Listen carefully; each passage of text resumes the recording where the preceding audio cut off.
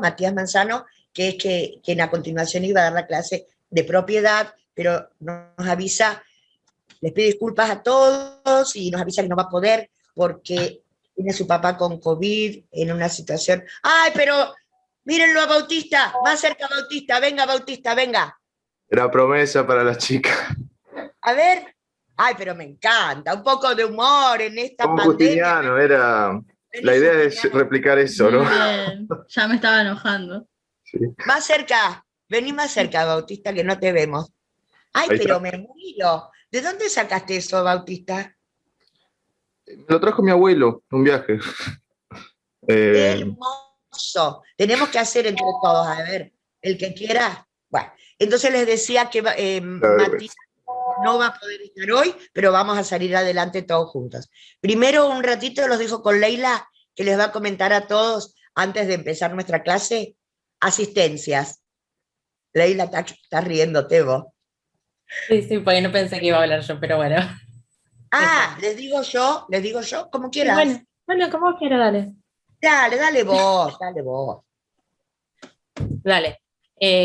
No sé si saben que en las resoluciones de todos los años, cuando ustedes ven las fechas para inscribirse y de cuándo va la cursada, que en nuestro caso fue el 1 de marzo al 12 de junio es ahora, también tenemos fecha de carga de regularidades, que termina ahora el 4 de junio. Y queríamos decirles de que por lo menos las próximas 2 clases, sí. Ya vengo, seguí. Ah, Me voy a buscar dale, que las próximas 2 atuendo. Que las próximas 2 clases traten de venir porque 2 asistencias vimos que a algunas personas les hace una gran diferencia. Y bueno, también el tema de los trabajos prácticos, que si bien vemos que la mayoría los están aprobando, bueno, son varios igual. Que nada, que tengan eso en cuenta. Por lo menos dos más que vengan.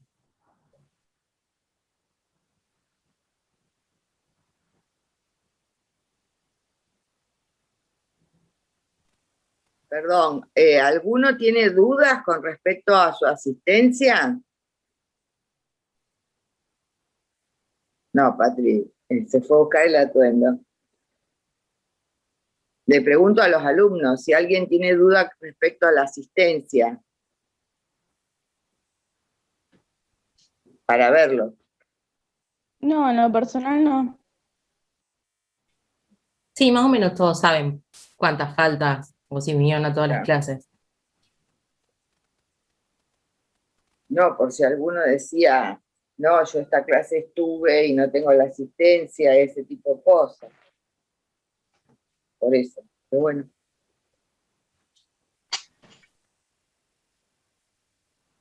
Yo no veo nada. Sí, ¿No ves? A ver, voy a poner más cerca. Estoy Miren, ciega. mi atuendo. ¿Se ve? La coronita vincha, no sé qué es esto, romana. Así estamos a tono. Bueno, ¿está con la asistencia? Sí.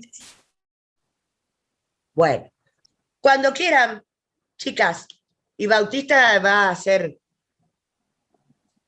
no sé, adelante ustedes, vamos. Ley, ¿me querés pasar para poder compartir el PowerPoint de sus sesiones? Ya puse.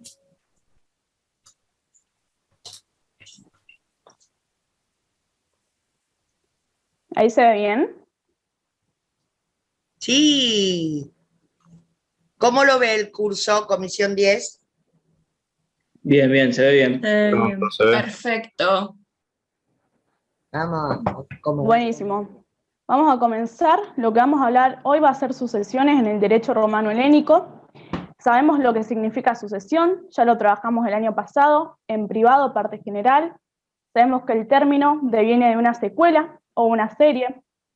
Jurídicamente hay 2 formas por las que se puede suceder. Tenemos entre vivos o las sucesiones por mortis causa. Y sabemos que en el derecho romano hay una característica, que es que las sucesiones no va a ser un mero traspaso patrimonial, como si en nuestro derecho actual, en el derecho actual argentino, sino deviene la designación de un nuevo pater de familia con las obligaciones y los derechos que esto implica. Saben que en nuestro derecho no va a haber distinción de género en el actual, y va descendientes, ascendientes y colaterales. En cambio, en el derecho romano-helénico van a saber que las mujeres no van a poder, por ejemplo, ser herederas de un ciudadano romano de primera clase, es decir, aquellos que posean 100.000 haces. Che, no sé por qué esto no está cargando.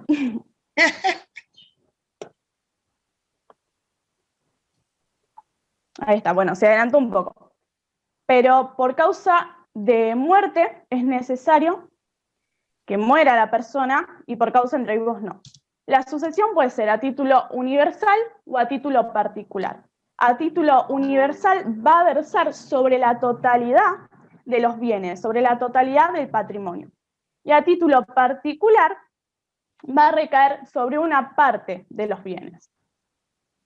Sabemos que en la sucesión mortis causa, primero vamos a tener a las hereditas y al abonorum possessio. Esto ya lo vimos en el periodo anterior, ¿se acuerdan? Bueno, voy a tomar el silencio como manifestación de la voluntad. ¡Eso! Sí. Las hereditas es una institución propia de los ciudadanos romanos, reguladas por el primitivo derecho civil. Vamos a encontrar a dos sujetos, por un lado al de cojus, o también causante, que va a ser el difunto de cuya posesión se va a tratar, y el heres, que es el heredero o descendiente inmediato, que va a recibir el patrimonio del fallecido y se va a transformar en su sucesor. Sabemos que va a pasar a ser el sui iuris, y también sabemos que en las leyes de las 12 tablas se va a tomar el término sui ieres, que va a ser el heredero legítimo, que no va a poder, esto es una característica muy importante, renunciar a su herencia. Después, por otro lado, tenemos al abonorum possessio, que es un sistema por el cual el pretor permite la sucesión de cognados. ¿Cuándo va a surgir esto? Saben que va a surgir principalmente cuando se pierde el carácter político y jurídico de la organización familiar y se consolida la familia cognaticia, que es esto que estuvimos viendo con Bauti la clase pasada. El pretor lo que va a tener como objeto, como obra, no va a ser reformar el derecho sucesorio, lo que va a hacer es entrar cuando hay una controversia entre las partes. Va a conferir los bienes a quien considera heredero o con mejor derecho para eso. Vamos a tener diversas clases que la voy a pasar rápido. Si alguien tiene alguna duda o algo, me puede escribir en el chat. Yo, profe. ¿Cuál? Bueno, no es una duda. Es para comentarles a todos los compañeros que este tema que va a... todo el tema de sucesiones que van a explicar las chicas, no sé por qué les cuesta, no es difícil. Ayer estuvimos con Leila y con Adri tomando exámenes, alumnos regularizados y libres, y nadie sabe esto, ¿por qué? No es difícil, escuchen cómo lo explican las chicas, lo que viene ahora, son los tipos de testamento, ni más ni menos, ¿cierto? Que en el primer periodo eran poco frecuentes, muy excepcionales, y ahora empiezan a ser un poco más frecuentes por el cambio del parentesco y por la obra del pretor. ¿Se escucha bien? Perdón, Sí, se escucha nosotros perfecto. ni siquiera le Sí, se escucha preguntamos clases de bonorum possessio, le preguntamos le dijimos que explicaran la bonorum possessio y era el silencio absoluto. Claro, nadie sabía, así que presten atención y pregunten, si no entienden. Adelante, Anto, y mil disculpas. No pasa nada, está bueno aclararlo. Bueno, retomemos. En las clases, por un lado vamos a tener secundum tabulas o sine tabulas, cunum re y sine re, y edictalis y decretalis. La secundum tabulas o sine tablas es la división que, según la posesión de los bienes, o sea, sobre los bienes que están, el pretor va a conferir a la persona en base a lo que esté en el testamento o ante la carencia del mismo. Después tenemos la conum re y sine re, perdón por la pronunciación en latín, ya sé que está mal, que es... No, según está muy bien, vamos.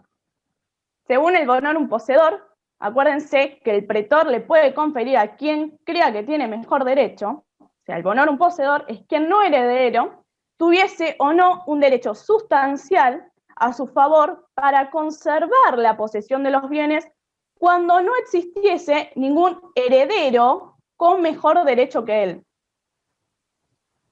Edictalis decretalis es la sucesión de bienes que en primer caso se va a hacer por edicto y en el segundo caso es por decreto, esto para los casos especiales. Después, obviamente, para que se dé la mortis causa, van a haber una serie de requisitos. En primer lugar, va a estar la muerte de una persona. En segundo, capacidad activa para tener herederos. Esto es muy importante porque en un principio, ¿se acuerdan que solo los ciudadanos pueden ser derechos romanos? Pero con el pasar del tiempo se va a admitir a los fili de familias, por los peculios castrenses, y a los esclavos testamentarios por mitad de su peculio. Se divide en capacidad activa, perdón, no sé si lo aclaré, pero de derecho, que es esto que acabo de explicar, y de hecho. La capacidad de hecho es estar sanos mentalmente. Y la capacidad pasiva es, por un lugar, ser ciudadano sui iuris, y las mujeres no iban a poder ser herederas de un ciudadano romano de primera clase. Y también va a haber incapacidad por motivos de celibato, o sea, por motivos religiosos. El llamamiento a la herencia es la declaración por la cual se va a dar a conocer quiénes van a ser, o quién va a ser, mejor dicho, el heredero.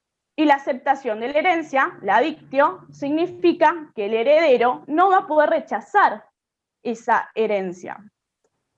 La sucesión testamentaria, vamos a ver ahora. El testamento es un acto jurídico unilateral por el cual se va a constituir herederos.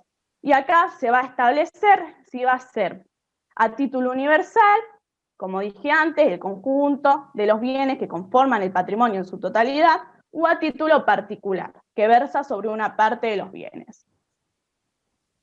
Tenemos que en los institutos de Justiniano no se va a definir el testimonio, sino simplemente se le va a hacer mención al vocablo etimológico, que significa testanio menti, toma su origen del griego. ¿Qué significa esto? Testimonio de la voluntad. Ulpiano, sabemos que es un jurista romano, senador del siglo III, va a decir que el testamento es la manifestación legítima de nuestro pensamiento, hecha solemnemente para que valga después de nuestra muerte. Va a tener distintos caracteres, va a ser un acto civil. ¿Por qué va a ser un acto civil? Porque lo pueden realizar solamente los ciudadanos romanos, unilateral, personalísimo. ¿Qué significa personalísimo? Que lo tiene que hacer el mismo testamentario. Y no se puede hacer por mandatario. Solemne, irrevocable. ¿Por qué revocable? Porque en cualquier momento el que escribe el testamento puede decir si lo lleva a la nulidad o si realiza modificaciones en el mismo.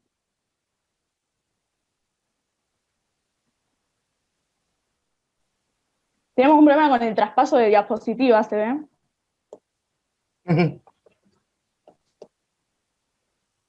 Ahí está. Formas de testar en el antiguo derecho. Este también es un tema ya visto en clase. Tenemos tres formas: il commenti-caladis, in praecinctu y par et libram. La primera es cuando la institución o la designación de herederos se va a realizar en los comicios curiados. Están presididos por el pontífice máximo, y para esto los comicios se van a reunir 2 veces al año, el 24 de marzo y el 24 de mayo, y frente a estos comicios el pater debía declarar solemnemente el nombre de la persona instituida como heredero. ¿Se acuerdan quién era el pontífice máximo? Bueno, es el título que se le va a otorgar en la antigua Roma al principal sacerdote del colegio pontífice. El improcintu es cuando el ciudadano soldado, antes de marchar a la guerra, va a disponer del destino de sus bienes frente al ejército reunido en armas. Con el tiempo, este derecho va a ir evolucionando y va a permitirse que se reúna frente a un grupo de soldados reunido en armas y no frente a todo el ejército. El tercer tipo, primero se va a realizar por mancipatio y por la nuncipatio después. Mancipatio es el testador va a vender su patrimonio a un amigo, que va a conformar la familia Hector. Esta se va a comprometer a realizar la voluntad de lo que hubiera expuesto el testador. Y esta familia debía declarar que la operación no se iba a efectuar con el propósito de adquirir en propiedad los bienes del testador, sino para entregarlos a los verdaderos herederos. Y la nuncipatio es la declaración oral efectuada por el testador en presencia de 7 testigos. Acuérdense bien lo de los 7 testigos, porque después vamos a ver casos, que son los casos especiales, donde no requería la presencia de estos 7 testigos. Después tenemos que en el derecho honorario o pretoriano se dispone que el testamento debe estar escrito en tablillas y llevar la firma de 7 testigos. Al que presentaba la tablilla, el pretor podía acordarle la bonorum possessio.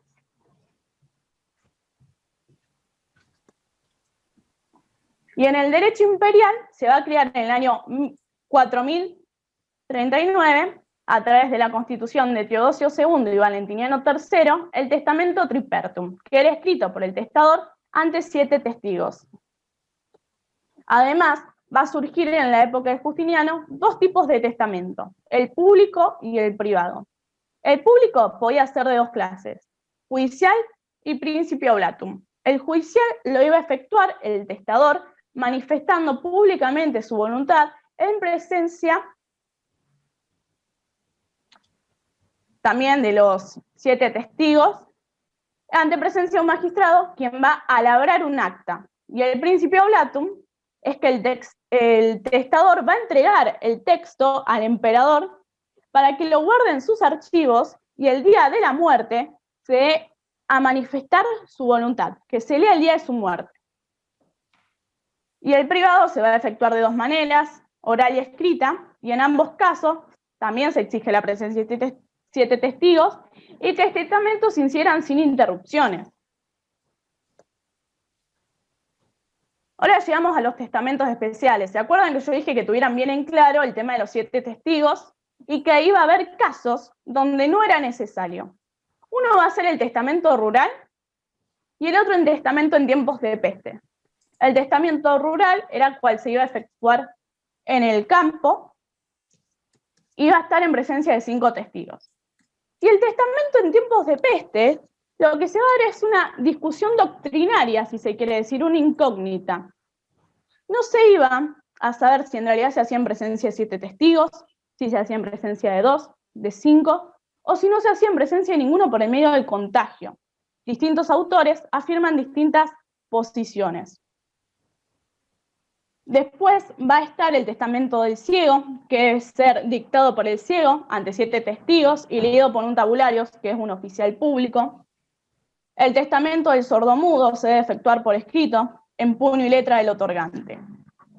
Y el testamento militar, desde el derecho clásico sabemos que los militares no estaban comprendidos entre las reglas esenciales de la institución hereditaria.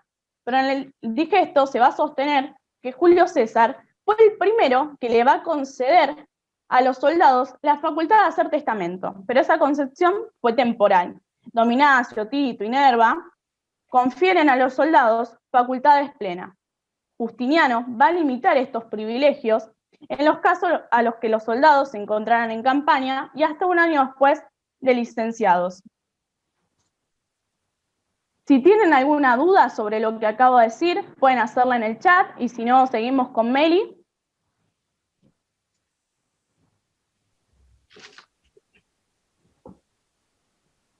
Me faltó aclarar algo importante. Perdón. No, siga, Antonella, dale. En la bonorum possessio es la posesión de los bienes, una diferencia muy importante, no la propiedad de lo mismo. Se entrega la posesión. Para la propiedad, ya sabemos la serie de requerimientos que esto va a necesitar. Ahora sí. ¿Cuáles? Cuéntenos, Antonella.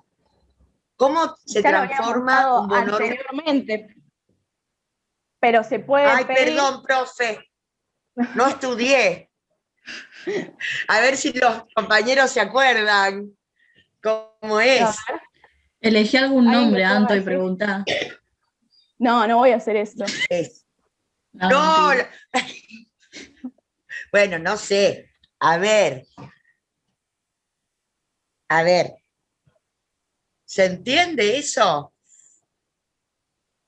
Es un Digan si se entiende, ¿no? poseedor. ¿Sí o no? Claro, sí o no.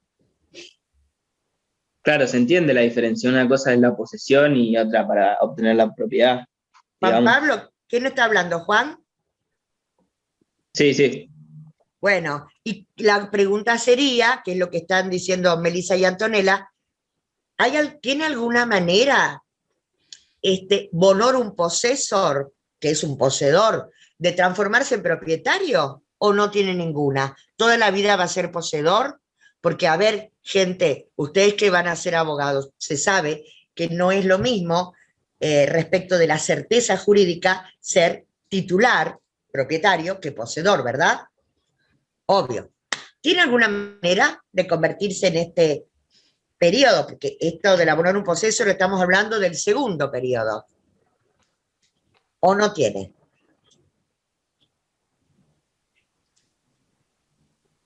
A ver, chicos, alguno que Chicos, ponga sí tiene o no. pilas. Levántate, sí.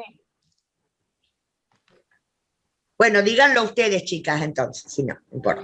Sí, a ver, creo que alguien escribió, pero no llegó a ver. A ver, Ah, no, nadie escribió. nadie. Sí, tiene una manera, se puede reclamar esto. Y entre ¿Cómo? un extenso proceso, el pronombre poseedor puede decir, yo soy el que tiene el mejor derecho y voy a reclamar esto. Básicamente es eso, sí, se puede reclamar frente a un oficial público. Y esto, perdón que interrumpa antes de que empiece Meli, para agregar, esto se conecta con el tema de propiedad.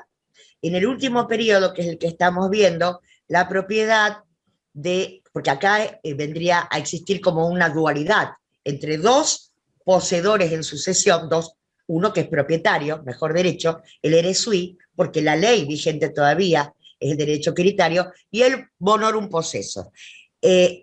Tiene un tiempo el bonorum possessor. A ver, para ponerlo en términos sencillos, ¿quiénes son los bonorum possessor? Varones, ¿verdad? Hijos de sangre, con vínculos de sangre, del decuius, que es el causante. Siempre tranquilos, tratar de trasladar estos términos latinos difíciles al castellano. ¿Quién es el decuius? El fallecido, el causante. Ejemplo, el pater familias. Fallece, ¿y cuál es la norma general todavía vigente en el segundo periodo? ¿Quién hereda?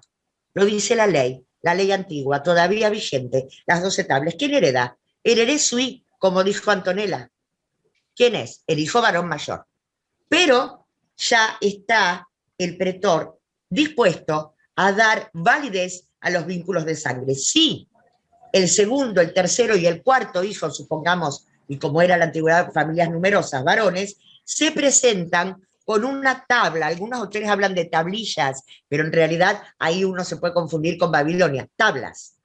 En este momento, la validez de los escritos y documentos jurídicos de un testamento también se hace en tablas de madera, pintadas de blanco y letras en rojo. Entonces, eso, si se presenta dentro de los 100 días, no es que se lo acuerde la ley. Tiene que seguir ciertos pasos, ¿verdad? El segundo y el tercer hijo, para ser transformado en bonorum possessor. Tiene que ir dentro de los 100 días de la muerte del pater, presentarse en el estrado del pretor con la tábula, o sea, el testamento secundum tábula, o ir el solito y decir, sin tábulas, pero yo soy hijo, compruebe el vínculo de sangre, ¿sí? Entonces, en ese caso, previo a todo, el pretor, si comprueba la verosimilitud, como hoy hace un juez de instrucción, la verosimilitud del vínculo de sangre, ¿qué hace el pretor? Le da esto, que se llama bonorum possessio. Vamos a pasarlo a castellano, el término de esta institución, bonorum possessio. ¿Cómo lo traducimos?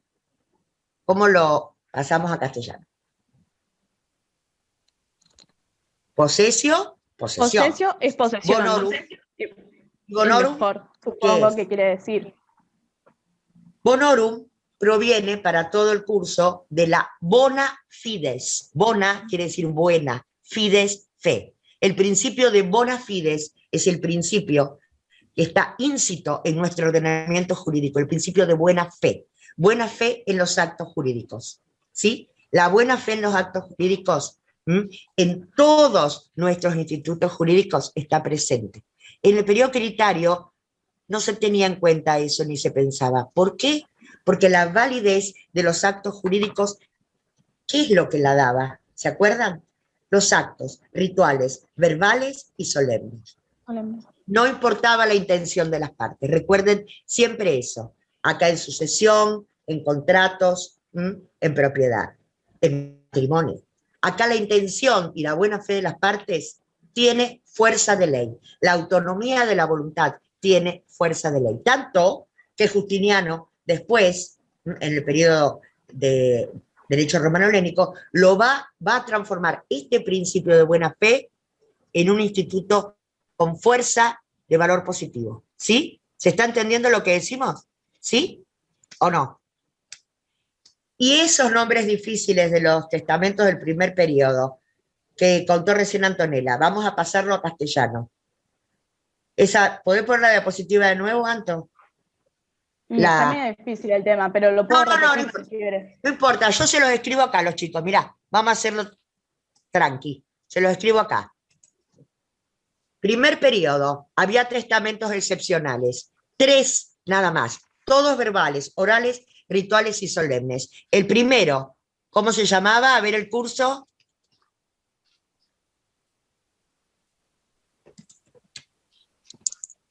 Los tienen escrito en pantalla. Pero están dormidos los chicos, están cansados hoy.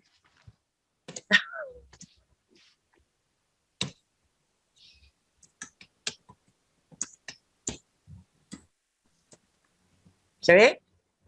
Y vamos a poner así grande, para que nadie se olvide. Son excepcionales. ¿Sí? Son todos verbales, rituales, solemnes. Primero, 1. No vamos a poner número. 1. ¿Alguien lo quiere decir antes que escriba? Nadie.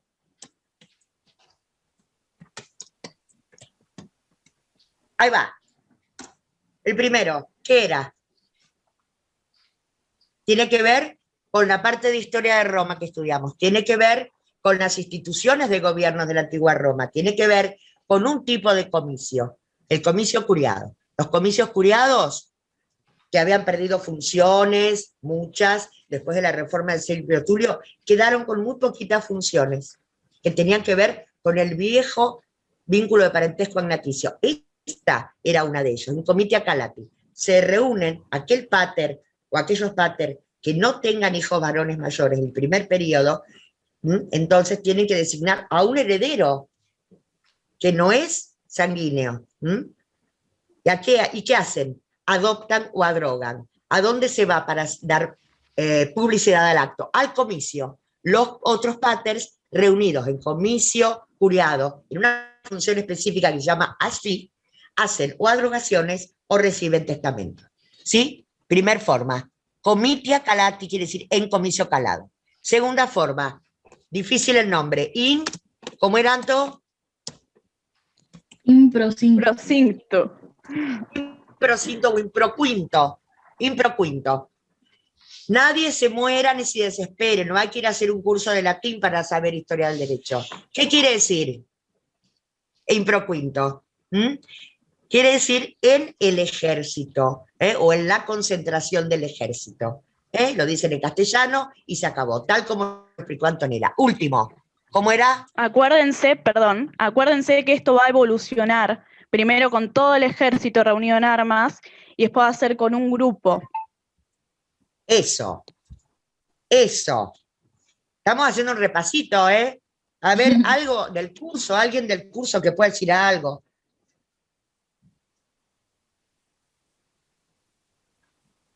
Nada. El último de los casos se refiere específicamente a las situaciones en donde no solo que no tiene un hijo varón, tiene una hija mujer. Y como estaba contando Antonella, las mujeres no son sujetos de derecho en ningún momento de la historia del derecho sucesorio romano, menos en el periodo antiguo. Entonces, ¿qué podía hacer el pater ahí? ¿Qué podía hacer? ¿Alguien que lo diga? Así no nos sentimos tan solos acá. Por favor, por favor. Nadie. Acuérdense lo del amigo, una familia. Amigo, amici, nada. Dígalo. Que la familia dígalo va a usted. tener que hacer una declaración. ¿Para qué va a hacer esa declaración?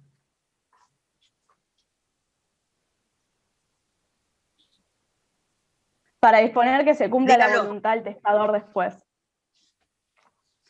Y va a decir que no se va a quedar esa familia con los bienes, sino simplemente va a hacer que se realice la voluntad. Por eso, lo que se realiza es vender a un amigo que va a formar la familia Emptor. Y se llama... La forma... ¿Cómo se llama? Per ¿La forma? libran. Sí. Pero En realidad... Ahí está. A ver, vamos a aclarar. En castellano, ¿qué me lo dice? Venta con pacto de fiducia. ¿Qué quiere decir eso? Venta. Con pacto de buena fe. Otra vez la buena fe aparece en este periodo, por influencia, como contó Bautista en la otra clase, ¿de qué? De la filosofía griega, del estoicismo y ¿de qué? De las nuevas fuentes del derecho. Entonces, se hace una venta. ¿A quién? Aún, como dijo Antonella, dígalo de nuevo, Antonella. Una Michi. Emptor. Amici Claro. o Héctor, ¿cómo es? Claro, ¿Cómo es es? un amigo que va a conformar la familia Emptor. Y esa familia va a declarar que no se va a quedar con los bienes, sino que va a cumplir con la voluntad de quien le vendió a ese amigo los bienes, para dársela al heredero. Claro, o sea, es como si hoy, vamos a traducirlo a términos actuales, es una venta simulada en la actualidad, eso sería. ¿Por qué? Porque la hija mujer, al no ser sujeto, a las mujeres al no ser sujetos de derecho sucesorio, no puede ser nominada o designada heredera, de ninguna manera. El derecho antiguo no lo permite, por lo cual no puede el pater, sabiendo que va al ejército y a lo mejor en la batalla muere, no puede hacer un testamento improquinto y nominarla, no, lo prohíben las leyes antiguas. Tampoco puede ir al comicio Calati y designar la heredera. ¿Por qué? Porque solamente Las iba mujeres a no van tener... a poder ser. Claro, en realidad, si ustedes leen la fuente antigua y los textos, que es Fustel de Coulage, ahí dice, solamente pueden ser poseedoras de una parte, usufructuar una parte del patrimonio. Pero en realidad, lo que era importante para los romanos antiguos, ¿qué era, chicos y chicas? Era el culto, la gens, y las mujeres jamás podrían ser jefes de familia. Entonces, ¿qué hacen? Hacen esto, una venta. ¿A quién? A un familia Emptor. ¿Quién es un familia Emptor?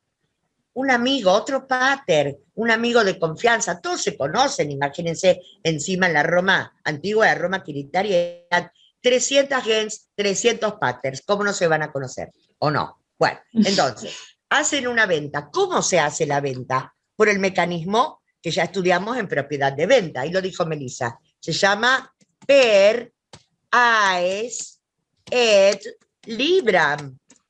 ¿Qué cosa es esto? Nombre tan difícil. A ver. Por aes quiere decir metal rústico o metal no acuñado. Et quiere decir y. Libram es la balanza. La balanza. Esto, traducido, es por la libra y el metal. El ritual tenía que tener presente en el mercado a un libripens, que era el que maneja la balanza y equilibra los platillos. En un platillo, en este, iba algo que represente la cosa. En este caso, estamos hablando de un patrimonio. Pondrían una bolsita con tierra. A ver si tengo alguna bolsita. Bueno, una bolsita con tierra. Y en la otra, como la moneda no estaba acuñada, no estamos hablando de una época muy antigua, metales no acuñados. Hasta que no esté equilibrada la balanza, era una simulación, ¿se dan cuenta? Una venta simulada. Hasta que no esté equilibrada, la venta no se realizaba. Había testigos, dijo Antonella. Siempre tenía que haber un menor impúber. Recuerden eso. ¿Para qué? Como los actos no quedaban por escritos, para que a la posteridad pudiera referir el acto. Y dijera, sí, se celebró la venta. ¿Por qué? Porque los platillos de la balanza estaban equilibrados. Porque el día era fasto para celebrar un acto comercial. Porque estaba presente los testigos y yo mismo. Porque además estaba el libri pens. ¿Sí? Y a posteriori de esto, se hacía ¿qué? Como se hace hoy en día. Un pacto de fiducia. Pacto de fiducia. Un documento privado entre los dos paters, el vivo que quiso testar, pero no puede hacer un testamento, le vende simuladamente al otro pater, internamente se ponen de acuerdo para que cuando muera el pater, que en ese caso era vendedor, todos esos bienes pasen ¿a quién? Recuerden el principio, a la hija.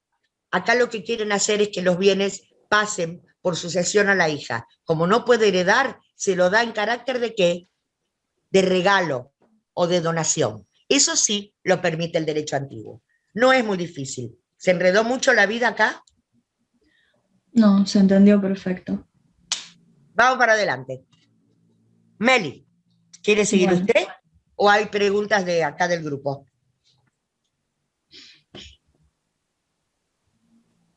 Miren Digan esto, sí, no, algo. fiducia, otra vez, buena fe, fiducia. ¿Sí? Vamos. Bueno, Meli, Bueno, Bueno, si no ponen ni sí, ni no, ni preguntas, entonces sigo yo. Ni sí, ni no, ni blanco, ni negro, nada. Pues. Claro. Bueno, yo voy a empezar hablando un poco de lo que sería la institución del heredero. Sí. ¿Anto? Bueno. Me encanta esa foto. A ver el curso Comisión 10. ¿Ustedes se dieron cuenta qué hermosas imágenes que seleccionaron acá? Hermosos. Sí, quisimos Muy con los bien. chicos seleccionar imágenes más o menos de la época para adentrar a la clase en la época. Por eso, bueno, decidimos hacer eso. Sí. Bueno. Chicas, no, perdón, antes que sigan. ¿Ustedes contaron lo de su atuendo y sus peinados romanos o no? Cuenten. No sé, no me acuerdo. Bueno, no sé si Bauti también está por ahí. Bauti. Con nuestros compañeros que organizamos la clase, decidimos más o menos también para ponernos un poco más en época, hacernos un peinado, una trenza o agarrar un poco el pelo, una ruana, y bueno, Bauti ahí, para también alegrar también un poco el día, supongo. En teoría tendría que representar a Justiniano, pero Claro, sos no sé qué Justiniano, parece. Bauti. A ver, venga, Bauti, póngase ahí, díganos unas cosas en latín de Justiniano. ¿Por qué no? A ver, diga algo. Usque tandem abutere, Catilina patientia nostra. ¡Apa! ¿Por qué? Pará, no vemos la carita. A ver, ¿dónde está? Está ahí abajo, bueno, yo lo veo. ¿No se ve? Ahí capaz Sí, que yo si te hablo... veo. La profe no te encuentra, me parece. No te encuentro. ¿Por qué no lo encuentro? Quiero verlo. Ay, yo sí lo veo. ¿Están escuchando el resto de la comisión? ¿Alguien sabe lo que dijo Bauti? ¿O no? No, pero sonó bien. Sonó hermoso. Díganos de nuevo y después en castellano puede ser Bauti. Bueno. A ver. Es que me encanta esta frase en latín. Es quo usque tandem abutere, Catilina patientia nostra. ¿Pero usted dónde estudió latín, Bauti? Esto es una sorpresa todos los días, minuto a minuto, esta comisión. ¿Dónde estudió usted latín? A ver. No, El traductor. Aparte del traductor, al menos para controlar la pronunciación, esa frase pertenece a Cicerón, es de su autoría. Y así. tradúzcala para el grupo, ¿puede ser? ¿Por cuánto tiempo más abusarás, Catilina, de nuestra paciencia? El famoso discurso de Cicerón, muy bien. Las catilinarias, exactamente. Y bueno, ¿y esto en qué contexto histórico está? En este periodo, ¿verdad? Fines de la República. Casi iniciando este periodo. Excelente. Bueno, adelante entonces. Después nos dirá alguna otra frase acá. Sí, para el final él preparó algo también para animar la clase. Es multitarget, multipersonaje. Sí. Al final de la clase tenemos algo igual preparado para animarnos un poco. Pero bueno, ¿en serio? vamos a esperar. Sí, vamos. Sí, preparamos algo. Vamos, bueno, un party vamos a hacer. Vamos. Bueno, vamos a empezar un poco con lo que sería la institución del heredero, que este era un requisito o condición esencial de todo testamento. Sin esto, el testamento no existía y carecía de sentido. Esta era la parte del testamento en la cual el testador designaba a una o más personas como sus herederos, o sea, mencionaba quiénes iban a ser esos herederos. En los primeros tiempos se sostenía que la institución del heredero debía efectuarse en la cabeza del testamento, pero con Justiniano se admitió que se hiciera en cualquier lugar y utilizando las palabras que el testador quisiese. Luego pasamos a lo que sería la sustitución del heredero, que esto es el cambio de un heredero instituido por otro. Existían entonces 3 formas de sustituirlo: la vulgar, la recíproca o mutua y la cuasi pupilar. Luego pasamos a lo que sería la desheredación, que esta era la exclusión de un heredero sui o necesario hecha por el testador en su testamento, en virtud de una causa justificada. Luego pasamos a las formas, que bueno, en la época primitiva el pater familia podía instituir herederos o desheredar sin limitación. Pero con el tiempo se dispuso que la desheredación tenía que efectuarse en forma expresa y nominativa, porque no se podía desheredar a una persona solamente omitiéndola del testamento. Entonces fue necesario mencionar por su nombre a quien se desheredaba. Si el padre deshereda a un ius geres, este podía ejercer la querela de inoficioso testamento para exigir la anulación del testamento. Los demás herederos podían dirigirse al pretor y pedir la honorum possessio contra taulas. Luego pasamos a la invalidez de los testamentos. Los testamentos pueden ser inválidos por causas originadas en el momento de su confección o también por causas sobrevinientes. Entre esta última que nombré, entonces podemos mencionar las siguientes, que son las que están viendo en pantalla: testamento irritum, testamento ruptum y testamento decititum. Bueno, después pasamos a la sucesión a título particular. Bueno, acá la sucesión testamentaria podía ser a título universal, que es cuando a través del testamento se transmitía todo el patrimonio de una persona a otra, o a título particular, que es cuando solo se transmitía una porción determinada o una cosa determinada. Dentro de la sucesión por causa de muerte a título particular, encontramos el legado.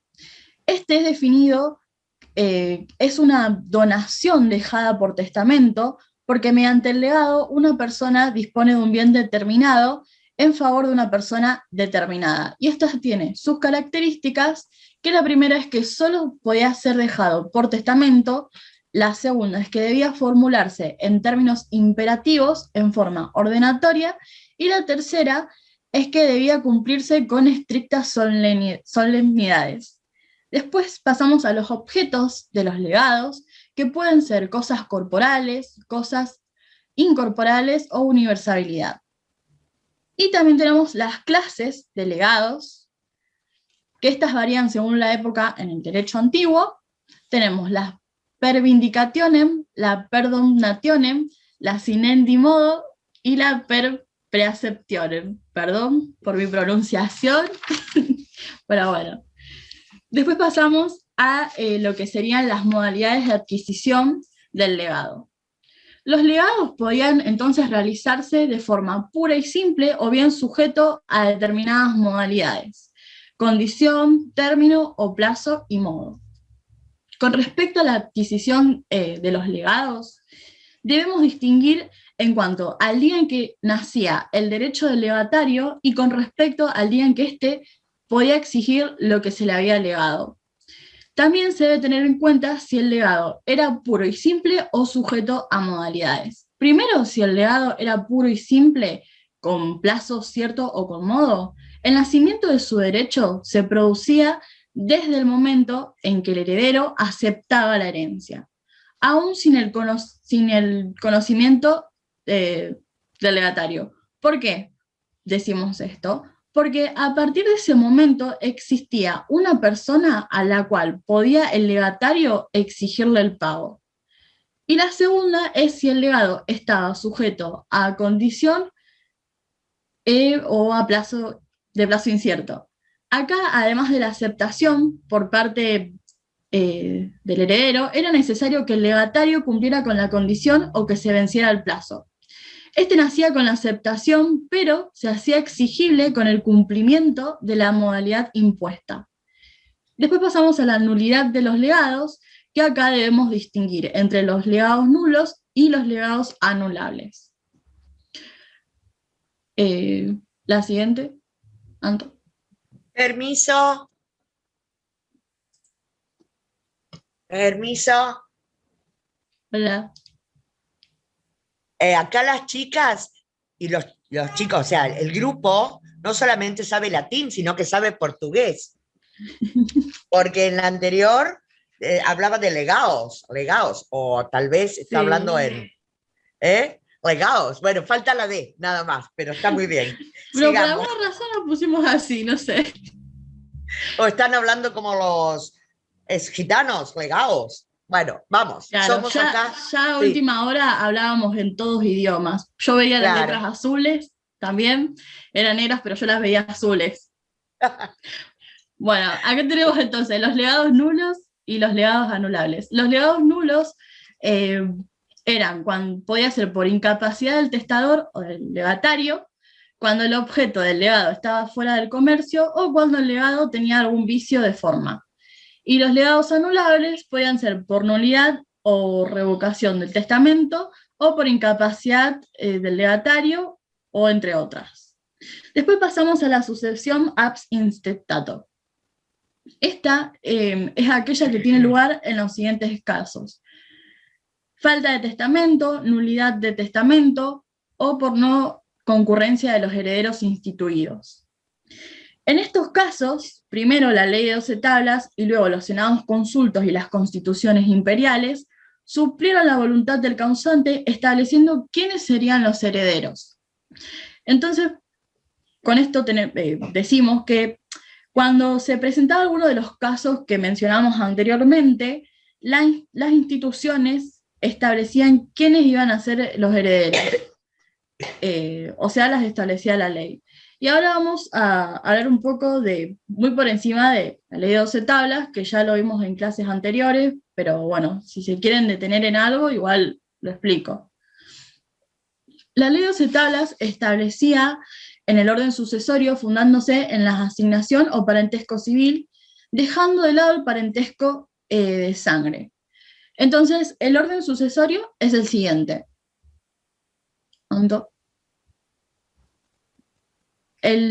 Primero el ciueres, después los agnados, los colaterales, y por último los gentiles.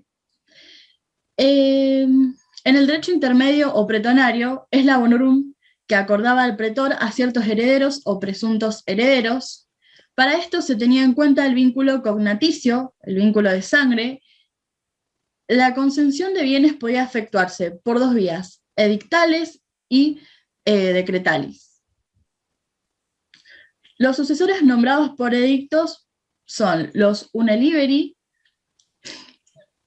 los unde legitimi, los unde cognati, y este, que me cuesta un montón, los unde vir et uxor. ¿Qué era ese último? Contanos, Melissa. Contáselos en castellano, perdón la interrupción, a los compañeros y compañeras. ¿Ha traducido? Sí, ¿puede ser o no? Uy, es mucho. Bueno, Bauti, ¿querés aportar o lo explico yo? Entre marido y mujer. Claro, hombre y mujer, sí. Era, claro, era la honorum possessio que se concedía al cónyuge sobreviviente. Muy bien, vamos. Bueno, después pasamos a la adquisición de la herencia, que acá debemos tener en cuenta las hereditas y la honorum possessio, porque no siempre la adquisición se producía de igual manera. En el derecho civil, las hereditas, tenemos dos clases, Ando. Por un lado, los herederos necesarios y los siu el necessari, y por otro lado, los herederos voluntarios.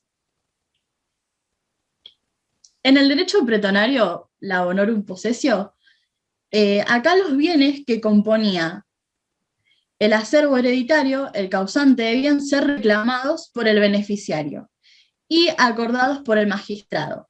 En ambos casos se requería la capacidad del beneficiario. Los efectos de la adquisición. Primero, continúa la persona del causante y lo representa en el ejercicio de sus derechos y en el cumplimiento de sus obligaciones. Es acreedor y deudor de todos los deudores y acreedores hereditarios, tiene derecho de acrecer entre sus coherederos y tenía a su favor tres acciones: la petito hereditais, la reivindicatio y el actio familiae ersincundae. Y ahora vamos a hablar un poco de las novelas 118 y 127 de Justiniano, donde se establece la ampliación de la cognatio a 4 clases de parientes. Los que son considerados como herederos forzosos o legítimos en el siguiente orden de prelación. Primero tenemos los descendientes, que estos eran los hijos, nietos y bisnietos. En este aspecto debemos tener en presente que los hijos o filia familiae, de este modo, no solo sucedían por línea masculina, ascendente o descendente, como lo era en el derecho quiritario, sino que a partir de este reconocimiento jurídico del vínculo de sangre o cognaticio, también podía suceder a su madre o recibir bienes de la rama materna, surgiendo así el parentesco por línea colateral. El mismo dará lugar con el emperador Constantino a la forma más importante en la situación de los filii familiae, creándose el dominado peculium adventitium, bienes o peculio que pasaban a ser propiedad de los hijos por vía hereditaria, y que estaban constituidos por la bona materna, que eran los bienes provenientes de la herencia de la madre, y la bona materna generis, que estos eran los bienes provenientes de los ascendientes maternos. En segundo lugar, tenemos los ascendientes por ambas ramas, la paterna y la materna, que eran los padres, los abuelos, los bisabuelos. En tercer lugar, tenemos los colaterales, que por ambas ramas, paterna y materna, que eran los hermanos, los tíos y primos consanguíneos. Y por último, tenemos todos los demás parientes, heredan por proximidad de grado y cabeza. Y bueno, así terminamos lo que serían sucesiones. Y ahora vamos a pasar a lo que preparó Bauti. A ver. Ley, vas a tener que dejar que Bauti comparta pantalla. ¿Puede ser, Ley? Perdón, estaba poniendo las asistencias y los trabajos prácticos. Está puesto para que varios puedan hacerlo, así que no hace falta. Adelante, Bauti. Es un poquito para animar el día, que encima que está lloviendo y está nublado, sabemos que mucho la estamos pasando mal, y más con todo esto, que nos vamos a tener que quedar en nuestras casas, así que bueno. ¿Se puede ver? ¿Se ve bien? Sí. Sí. ¿A quién no le va a gustar un imperio romano del siglo I? ¿A quién no le va a gustar? ¿A quién no le va a gustar un imperio romano del siglo I? ¿A quién no le va a gustar?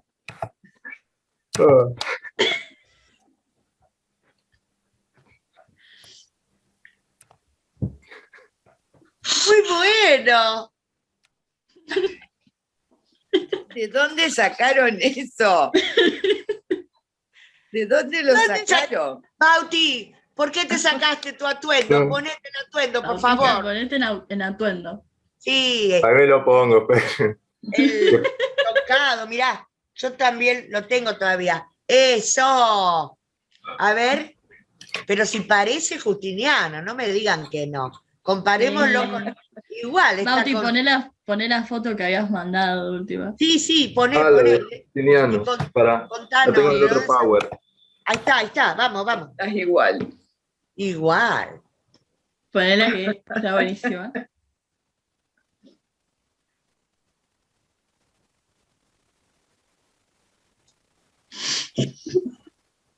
No sé. Sí, Al menos el tocado. No, está igual. igual. Sí. Le falta Teodora nomás. La próxima, alguna Falta Teodora Teodora. tenemos que... ¿Eh? Sí. Muy Así, bueno. Bueno, el video ese era un blooper simplemente que encontré por ahí en internet. ¿A quién? Está buenísimo. Está buenísimo. Y nada, Bueno, No puso nada del video, pero nosotros, cuando lo mandó por el grupo, nos reventamos de la risa. Sí. Claro. Encima creo que era una hora que ya estábamos explotados y Bauti Era a apareció la con 1 de ese la video. mañana. Sí, me parece que sí. Ah, sí, a la Sí. mañana. o fue el miércoles, creo, si no. Bueno, No me acuerdo bien. Antes. Estábamos re nerviosos por el temita este de la presentación y nada. Así que bueno. Bueno, y así finalizamos está muy bien. nuestra clase. Bueno, un aplauso. Aplauso y muchas felicitaciones. Pero a ver, hay que sacar una foto, con los atuendos. Por ustedes se dieron cuenta, las chicas, los bucles romanos que se hicieron, las trenzas. A ver, más cerca, Bueno, chiquitas. Con, los con la trenzas. con la humedad que hay, profe. A El ver, bucle que aguante. Ley, podemos sacar Sí. una foto acá de todo. Estaría bueno que todos pongan los que puedan la cámara, así sacamos una foto. Mira, todos no puedo, aplaudiendo porque acá somos al grupo. 26 y no entran todos, pero Bueno, los que quieran prender la cámara quedarán en la primera. a ver. Somos lo que Avisa. somos y somos lo que estamos. Sí, Avisen, por favor. sí. Bueno, Juliana. sonrían, pónganse lindos. Mira, nosotros ya nos hemos sacado un montón. 1, 2, 3. Listo. Bien, aplausos para este grupo. Muy bien. Y bueno, a ver, acá estamos a pesar de todos los problemas y de que eran más en el grupo, ustedes saben, como ya les contamos, y salieron para adelante y siguieron para adelante. Y bueno, ahora vamos a contar un poquito las dificultades, porque también está bueno, ¿verdad? Contar dificultades porque, a ver, preparar una clase con todo este esfuerzo que hicieron los compañeros no es otra cosa que ponerse a mirar los temas tal y como todo el mundo lo tiene que estudiar. ¿Sí o no? Sí. Sí. Así que, La ficha bueno, 10. bueno, no ¿Cómo? solamente... No la escuché. No, pero ya la tenemos grabada, la ficha 10. Sí, sí, sí. Excelente el esfuerzo de los chicos y, por supuesto, todo aquel o aquella compañera que quiera desarrollar otro tema, puede ser uno más cortito, un punto de un tema, va a ser bienvenido o bienvenida. ¿Sí? ¿Sí? Por supuesto, a ver, para todos estos temas, tanto sucesión como familia, obviamente, no creo, Adri, que se lo vamos a poder preguntar a estos chicos en el oral, ¿no? No, Porque ellos ya lo no. saben. No, ya Obvio. se lo dijimos, no. No, ya lo tienen por No le toca. aprobado y muy bien, ¿sí? Bueno, si cabe, están todos? ¿Se entendió? ¿No hay ninguna preguntita, ninguna duda acá? De cualquier forma, igual, Patri, ahora después yo te paso las 2 guías con sus respectivas correcciones y los Sí. Power, y bueno, supongo que van a subir el trabajo práctico con todo lo que hablamos hoy. Así que igual si tienen una duda, les conviene preguntar ahora porque después van a tener el trabajo práctico. Sí. Están muy silenciosos el grupo. Algunos ya O no se fueron, entendieron por lo que nada. vi. Sí, Algunos o no ya se entendieron retiraron. nada, o están desmayados, también puede ser, así como que colapsados, con tanta info. No es un tema difícil. Ustedes siempre piensen, ahí Juliana se ríe, y Camila también, siempre piensen que este último periodo es el más cercano a nuestro derecho, ¿sí? Así que justamente lo pueden relacionar, que de eso se trata la materia, ver cómo las instituciones del derecho romano llegan hasta nosotros, ¿sí? ¿Se entiende esto? ¿Qué pasa, Meli? ¿Qué pasa? No, estaba leyendo el chat. ¿Y qué dicen? A ver. Sí, yo Se también. Nos murieron. dejaron sin palabras, corazoncito. Oh, Valeria, muy bien. Bueno, a ver, para todos los que vayan a estudiar, esto es importante, chicos, para que cuenten. Los textos, en este caso era Nespral, ¿verdad? Eugenio Nespral, porque es el texto del jurista que habla de sucesiones. ¿Cuál es la primera dificultad con estos textos? A ver quién nos cuenta. Uno tiene que, el problema de los juristas que tenemos en la bibliografía es que no separan el contenido por época o por periodo del derecho romano. Uno tiene que esquematizar e ir viendo a partir de las referencias qué instituto pertenece a qué época, qué característica o qué caracteriza a cada periodo y demás. Pero es una labor que tiene que hacer uno y no lo hace el jurista en sí. No se nos presenta como en la guía o en la ficha 10C, que es mucho más fácil. Igual, como recomendación, vean los cuadros. Sí. Vean los cuadros, por favor.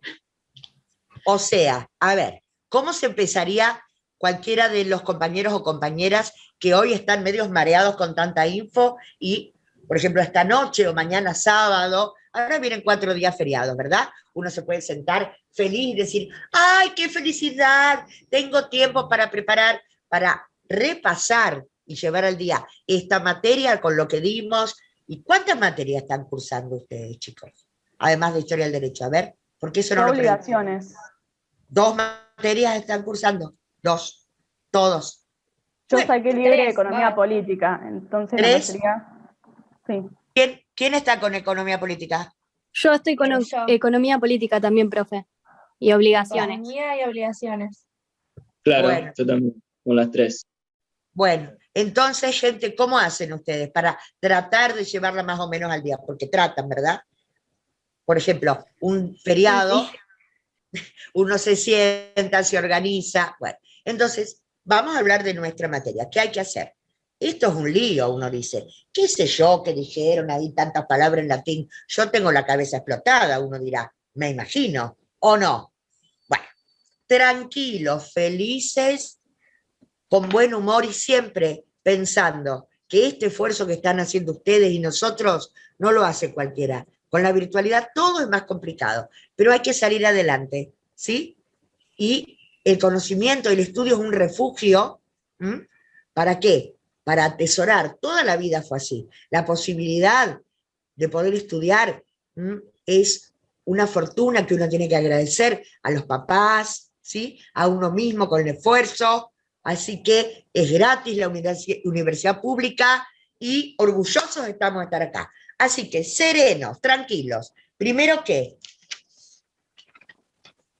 Se sientan con los cuadritos. Bueno, este parece que viene de la época del romano helénico. Miren cómo está de roto.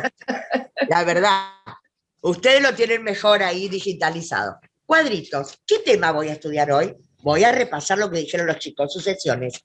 Entonces, sucesiones y matrimonio. Leen el cuadro, como dijo Bautista y las chicas, En el cuadro ya les hemos alivianado la tarea de detallar los ejes, las ideas principales de lo que cambia de periodo a periodo. ¿Sí? Pueden comparar, si lo tienen impresos, primero, segundo y tercer periodo. Una vez que hacen eso, leen la guía. En la guía está todo concentrado lo que tienen que saber. Tercer paso, tener a la mano, tener al lado los textos, porque todo lo que no está en la guía y todo lo que acá, miren, acá por ejemplo dice solamente un ítem, dice ius connubium, supongamos. ¿Y qué cosa era esta palabra rara en latín, ius connubium? Lo repasan, ¿dónde?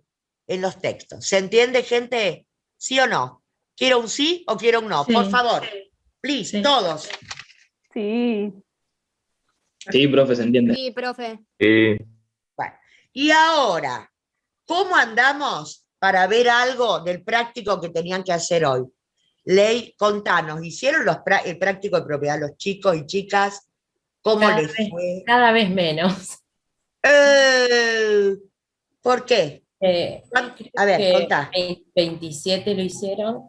Ay, justo lo había cerrado, porque estaba pasando las notas. En una se equivocaron, que no me acuerdo cuál es. Está cargando. Pero la gran mayoría aprobó. Otra vez. Sí, en una. Muy bien, comisión 10. Antonella, Melissa y Bauti, me imagino que no habrán podido hacer este práctico porque estaban en otra cosa. Yo me No, lo olvidé. hicimos. Sí, lo hicimos. ¡Ay, pero qué bárbaro! Bueno, Sí. En la que se equivocaron más fue la de, ¿vieron que la última era de poner varias opciones? La de la enfiteusis.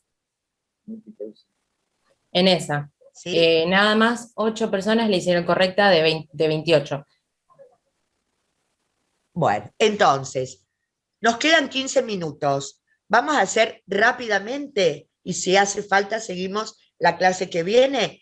¿Qué tienen que saber de propiedad? ¿Qué es lo más importante? ¿Les parece bien a todos y a todas o no? ¿Sí? Bueno, vamos. Sí. A ver tu carita, Juan Pablo, que te veo ahí cansadito. ¿Cómo estás? ¿Vamos con esto un poquito o no? Sí, sí. Bien, bien. Bueno, Vamos nomás. si Leila sos tan amable, ponemos primero los cuadritos, tal como dije, orden, cuadro. Primero, ¿cuál? Siempre que haya un cuadro general de la institución o del tema que vamos a estudiar, hay que ponerlo. Entonces, el cuadro 299 del anexo que hizo Leila, ahí está. Uy, esta sirena, ¿están escuchando? Estamos con historia del derecho, fuera. Dejé Está todo bien, en este mamá. anexo, Dios santo. Hola. Mira, acá viene mi marido. A ver, Bauti, mostrale por favor que viene mi marido.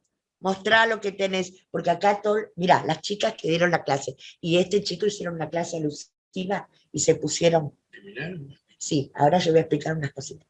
Mira, se hicieron peinados romanos las chicas y el chico habló en latín y se puso la corona de Justiniano. Y yo me puse la corona romana, mira. No, desnudo no estaba. Desnudo no. Andando nomás.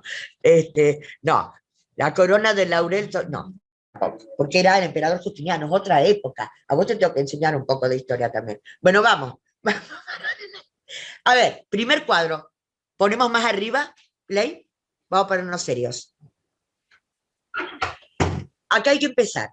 Caracteres generales de cada periodo. Siempre hay que tener en cuenta cuando estudiamos propiedad, ya sea en Babilonia, en el mundo hebreo, en Roma y en lo que viene para adelante, que hay 3 elementos que nosotros los tenemos sistematizados en nuestro ordenamiento jurídico que componen el derecho de propiedad o de dominio para tenerlo completo. ¿Cuáles son? El usus o uso, el derecho de usar la cosa, el fructus o ius fruendi. ¿Qué quiere decir en castellano? El derecho de disfrutar de los frutos. La suma de ambos, usufructo o usus fructus, constituye lo que se llama ¿qué? Posesio o posesión. Un inquilino de un departamento, ¿qué tiene? ¿La propiedad o dominio? No, tiene solo 2 elementos, le falta uno. ¿Por qué? Porque no es titular sino poseedor, tiene el usufructo. Para ser titular tiene que tener la completud de los 3 elementos. El abusus es el que detenta siempre y nunca se desprende el titular. En la época babilónica decíamos el Estado es el que tiene el abusus. Cede el usufructo ¿a quiénes? A militares, por ejemplo. Aquellas personas que estaban en una situación que dependían del Estado para su sustento. ¿Se acuerdan cuando Adri y yo les decíamos, y Matías, los musquenum, por ejemplo? Entonces, ¿qué le cede? El usufructo para la subsistencia. ¿Sí? Del mismo modo que en Hebreos decíamos, ¿quién tiene el abusus? ¿Es Yahvé o Jehová? ¿Y cómo hace? Vuelve la propiedad. ¿Sí? Se reparte nuevamente, se sortea. Vuelve cada 50 años en el jubileo o vuelve en el sabático cada 6 años y el séptimo se descansa.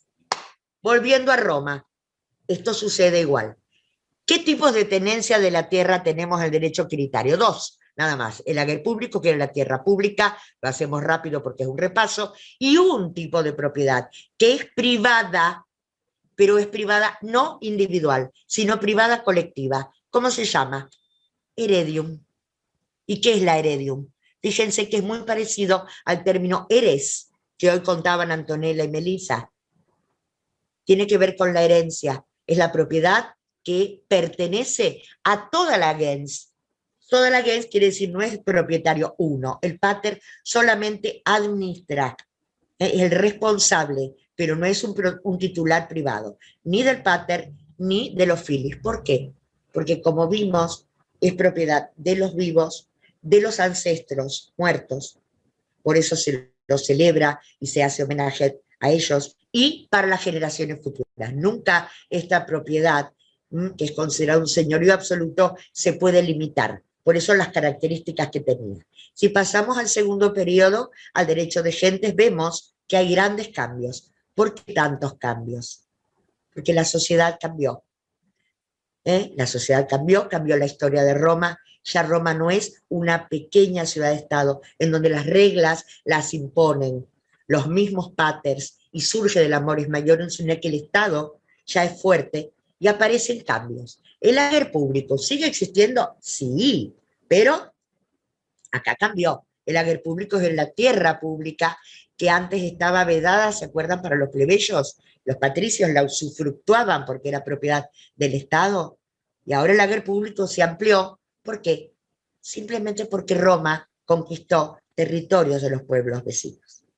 ¿Y sigue estando la propiedad quiritaria o heredium? Sí. Acuérdense que el derecho romano, las instituciones o los institutos caen por desuetudo, no se derogan, en gran medida se superponen unas con otros. El derecho de gentes es justamente esto. Existen todas las instituciones y tiene una tutela. ¿Qué es eso de tutela? ¿Qué significa? Que el propietario antiguo, el propietario del derecho civil o civil, propietario quiritario, puede reivindicar. Reivindicar, esa palabra al curso, ¿les suena? ¿Qué quiere decir reivindicar? Ustedes estudiaron en, ¿cómo se llama esta materia? Derechos reales la dan en el segundo. Bueno, pero antes, en las materias introductorias, hay uno que se llama análisis del discurso jurídico, ¿verdad? Plan viejo. No, se llama taller de acceso y no sé qué más. Pero estos chicos, ¿ustedes lo hicieron a esa materia? Sí, algo así. Supongo que tendrá otro. Otro título tendrá, pero ¿sí? ¿Y de qué hablan? De los tecnolectos. Tecnolectos, ¿sí? Bueno, muchos términos en latín lo tenemos en nuestro vocabulario. Esta palabra, reivindicación, ¿existe en nuestro vocabulario, sí o no? Sí, era el reclamar o el pedir algo. No. ¿Hoy en día es lo mismo o no lo es? ¿Sí o no? Quiere decir reivindicar derechos. Cuando las chicas, las mujeres, a ver, el 8M, ¿qué dicen? Hay que reivindicar la lucha por los derechos de la mujer. ¿Qué es eso? Luchar y reivindicar, reclamar para lograr que sean derecho positivo y que todos lo reconozcan. Este término viene de la antigua Roma. Reivindicar viene de la palabra rey, que quiere decir cosa. A ver si lo puedo anotar en el chat.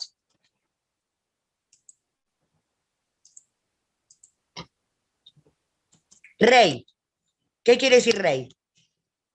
Cosa o cosas. Y la palabra vindicatio viene de vindicar, que significa luchar por los derechos. ¿Cómo se luchaba en la antigua Roma? Con esto, miren acá, miren esto. Bueno, esto parece la varita de Harry Potter, ¿verdad? Que en definitiva lo era porque era de un juego de mi hijo cuando era chico. Pero acá sirve para la simulación. Los antiguos paters romanos, como los actos rituales y solemnes exigían ceremoniales, tenían que reclamar o luchar por sus derechos. Era como una lucha simulada, tocando con la varita que se llamaba vindicta, vindicta de ahí el nombre, tocando la cosa que querían reclamar en propiedad. Tocaban si era un esclavo. Esto en la iure cessio, que se llamaba per vindicta la iure cessio. Ante el pretor iban un pater y otro pater, el que quería comprar, el que quería vender. Y tocaba la cabeza del esclavo, o tocaba la cabeza del ganado, ¿sí? O tocaba la bolsita de tierra que simulaba o representaba la propiedad del fundus. Esto es reivindicar. El propietario quiritario tiene la garantía de la acción reivindicatoria si por algún motivo sigue teniendo el abuso, pero perdió el uso y el fruto, la posesión. Ahora, aparecen en este periodo nuevos tipos de propiedad. ¿Cuáles son? Las que vimos con Augusto, las tierras provinciales, ¿se acuerdan? Tierras provinciales que son la división en provincias senatoriales e imperiales, ¿sí? Y tiene la tutela de esta actio reivindicatoria. Y aparece, tal como contaron las chicas recién, un nuevo tipo de propiedad en el derecho de gentes, por obra del pretor, la propiedad bonitario pretoriana. ¿Qué quiere decir? Ojo, propiedad ahí tendría que estar entre comillas, porque ya aprendimos hoy que no es una propiedad, es bonitaria, es de buena fe, es en realidad una posesión. La otorga el pretor. Y acá abajo, entre paréntesis, les puse, es una possessio bona fide ad usucapionem. ¿Muy difícil? No. Posesión de buena fe. Possessio bona fide ad usucapionem. ¿Qué significa? Sujeto a la usucapión. ¿Y qué es la usucapión? Vélez Arfield lo incorpora en nuestro libro de Derechos Reales. ¿Sí? Adquirir la propiedad de estas cosas o res, no por vindicatio, porque la vindicatio era una forma antigua que había que hacer un acto jurídico. Acá es por el simple transcurso del tiempo. Como decía la antigua ley de las 12 tablas, ahí está Antonella Venturini, por el simple transcurso del tiempo. Ya lo vimos en la clase de Bautista y en las clases anteriores. El matrimonio había una forma antigua había varias formas antiguas de realizar matrimonio, ¿se acuerdan? 2 eran actos jurídicos, conferratio coentio, y una era por usus anual. ¿Cómo era el usus anual? Dejando que transcurra el tiempo de la convivencia, en donde se asemeja a la mujer a las res. 1 año para las cosas muebles, perdón, 1 año para las res nec mancipi y 2 para las res mancipi, ¿sí? Acá, entonces, por usucapio puede suplirse los vicios de forma, porque estamos en una época en derecho de gentes donde ya los romanos, los antiguos patricios, tienen que ampliar su derecho. ¿Por qué? ¿Por qué? Porque tienen que, y quieren además, tienen y quieren empezar a negociar, a entrar en contacto con griegos, ¿con qué más? Fíjense ahí, las provincias imperiales y senatoriales, con egipcios, con hebreos, ¿sí? Con hispanos, con lusitanos, con galos. ¿Se dan cuenta? No hablan el idioma, no conocen los antiguos rituales. Entonces, el pretor, en garantía de estos terceros, ¿sí? Y para que sea más amplio el estrecho derecho civil, empieza a otorgar posibilidades como que esta propiedad tenga ciertas tutelas. Tutelas quiere decir protecciones. Y vamos a ver que en este periodo se diferencian dos tipos de dominio. Ex iure quiritum, que es el derecho quiritario, el propietario del mejor derecho, y el propietario in bonis, que en realidad no es un propietario. Bajamos ley, es un poseedor. En el derecho imperial, ¿podemos la guía, la primer parte de la guía? Ley, por favor.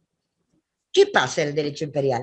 Todo cambia. Imperial es derecho romano helénico. Acá, derecho romano helénico. El concepto de propiedad se modifica y se amplía. Ahora vamos a ver que en esta época el concepto de propiedad, que antes estaba limitado al derecho quiritario, va a ser el derecho absoluto de una persona sobre una cosa. Vamos a ver aparecer un derecho de propiedad individual, no de propiedad colectiva. Estos conceptos de doble dominio, dominio y posesión, ahora van a pasar a ser como en la actualidad. Dominio es el que tiene los tres elementos, dominus o propietario, usus, fructus y abusus. Posesio o poseedor, el que tiene solo dos, usus y fructus, ¿ok? Tercer punto. Esta cuestión que venía de la época del Principado y que ya Augusto había diferenciado, fondos itálicos son los que están en la península y fondos provinciales, y Diocleciano también somete al pago de tributos a unos y a otros no, se suprime. Eso te decíamos, estipendio, un tributo. ¿Y qué hace los emperadores del derecho romano helénico y sobre todo Justiniano? Todos pagan tributo. ¿De qué está hablando esto? Como en la actualidad.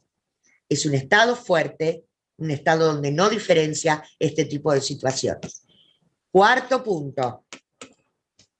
Profe, ¿me permite hacer un comentario? Diga. Sí, claro. En relación a lo, no sé si alguien se acuerda de la clase anterior sobre derecho de familia, comenté la rebelión de Nicá que sucedió en Constantinopla durante el reinado de Justiniano.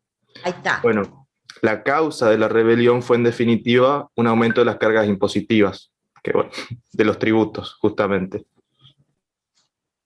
Tiene que ver con esto, exacto, sí. Perfecta la intervención. ¿Se va entendiendo lo que decimos? ¿Paramos? ¿Hay preguntitas? ¿Cómo vamos? ¿Se entiende? ¿Se entiende? Sí. Entonces, bien Leila, genial Leila como siempre. Quinto vamos, ¿no? Quinto punto, se eliminan. Miren esto que es muy importante. ¿Qué quiere decir esto? A ver, léanlo en voz alta. Alguien que no sea... ¿Queda alguien en el curso? Son las 5. Además de los que vemos en pantalla. 18 participantes. Bueno, a ver, de los 18, alguien que lea, por favor, este punto 5, que tiene que ver con el error, ¿verdad? En el práctico, el error más frecuente. Estoy atenta, ¿eh? ¿O no? Esto fue el error. No. No, no estoy atenta. A ver. Bueno, no importa. Quiero que alguien lea de los 18, por favor. Por favor. Lo leo, profe. Dale, léelo vos. ¿Cuál era el punto 5? Ahí, el último que está coloreado, mi amor. Ah, bueno.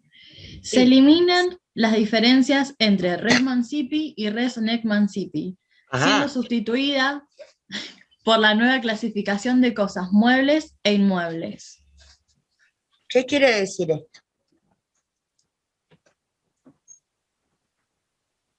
¿Se entiende esto? Sí, que se eliminan esas diferencias y son sustituidas por una nueva clasificación. Una nueva clasificación que es, miren bien esto, la que recepta Vélez en nuestro derecho real, en el libro de nuestros derechos reales. Y después de la modificación del código en civil y comercial, la seguimos teniendo o no la seguimos teniendo. ¿Sí? ¿De qué proviene esto? ¿De dónde proviene? De esta época. Entonces, vale decir qué conclusiones sacamos.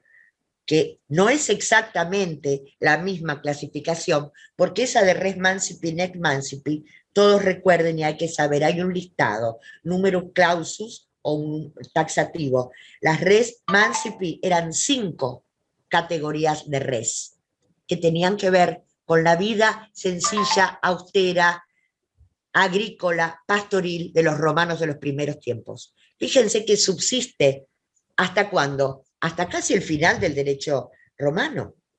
Recién acá se suprime, ¿sí? Y se instaura una nueva, acorde a los nuevos tiempos. Y el último punto, si Melissa lo quiere leer, tiene que ver con esto, y esto sí es lo del trabajo práctico, creo. Bueno, Dale. Desaparecen la in iure cessio y la mancipatio como forma de transmisión. Se generaliza la traditio y surgen nuevas formas o modos de transmisión y de adquisición de la propiedad. Bueno, ¿qué dice acá? ¿Qué es Que esto? desaparecen las formas de la transmisión y se genera la traditio, que era el acto por el cual se hace la entrega de la cosa, surgiendo las nuevas formas de transmisión y adquisición de la propiedad, si no me equivoco. O no me Exacto. recuerdo. ¿Cómo es? Vamos a ver en la actualidad. Ustedes que son futuros abogados, ¿cómo se hace hoy en día la transmisión de la propiedad inmueble? Y al revés, ¿cómo se hace la transmisión de los bienes muebles? A ver, siempre ubicar esto. ¿Cómo se hace hoy?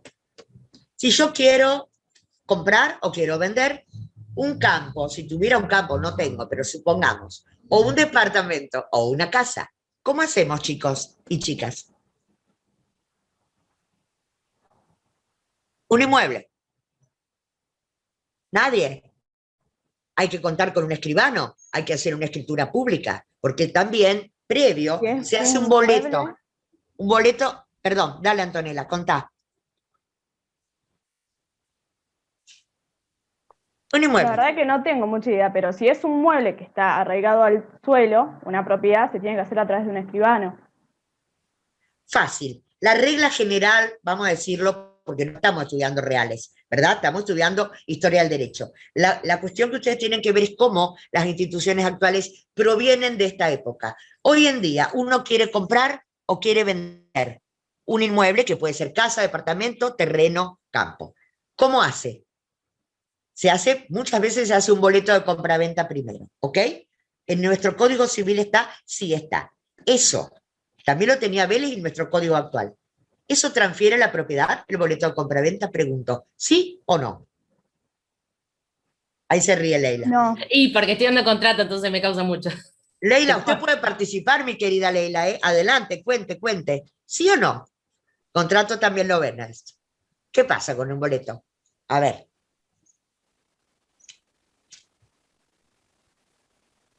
¿Ley? Ah, yo estaba esperando que contesten ellos. Y no contestan acá. Dale, que usted sabe más, Ley. Usted ya está No. Bueno. Un boleto ¿No de es un compraventa. proceso más exhaustivo? El boleto Debe de ser compraventa. válido y todo. El boleto de compraventa es un compromiso entre partes, gente, privado, ¿sí? Obliga entre las partes. Y ahí tiene que ver el principio de bona fides, buena fe, de continuar con la obligación. Pero falta un proceso, claro que sí, es dar publicidad al acto. ¿Cómo se da hoy en día y que viene de esta época del derecho romano? ¿Cómo se da publicidad a ese acto? Chau, Camila, nos vemos. ¿Cómo se hace? Para eso están los escribanos. El antecedente. ¿Inscripción en el registro civil? Registro público. No es el registro civil. Los escribanos dan fe de este acto. Hay que hacer una escritura pública en un papel especial, con un sellado especial. Las partes tienen que firmar y de este modo esa escritura se protocoliza en el registro público de comercio o en el registro general de la propiedad. Cuando hablamos de algunos tipos de muebles especiales, porque para transferir un mueble, para la compra o venta de un mueble, uno, por ejemplo, va al kiosco y compra un paquete de galletitas. Es la transferencia de un mueble. ¿Hace falta escritura, boleto de compraventa? No.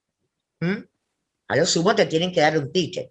Bueno, o una ropa, uno se va a comprar un pullover, un pantalón. Ahora, hay bienes muebles que son importantes Matías Manzano trabaja en un registro de propiedad automotor. Ustedes si se compran un auto, una moto, un camión, un avión, un barco. Un caballo. Un Caballo caballo. pura sangre. Un caballo pura sangre. ¿Qué tienen que hacer? Además de un boleto de compraventa, que es un compromiso entre partes privado. La libreta ¿qué tienen? sanitaria. Ah, libreta sanitaria, bueno. Hay que cumplir determinados recaudos. Por ejemplo, hay mucha gente que no sabe, y es un buen momento para que lo sepan, que se compran las motitos. ¿Vieron las motitos? Una moto. Y dice, esta motito. La compran como por un boleto de compraventa que se compra en la librería. ¿Eso transmite la propiedad? No. ¿Por qué? Porque hay que inscribirla en un registro especial. ¿Cómo se llama? Registro RNPA, Registro Nacional de Propiedad Automotor.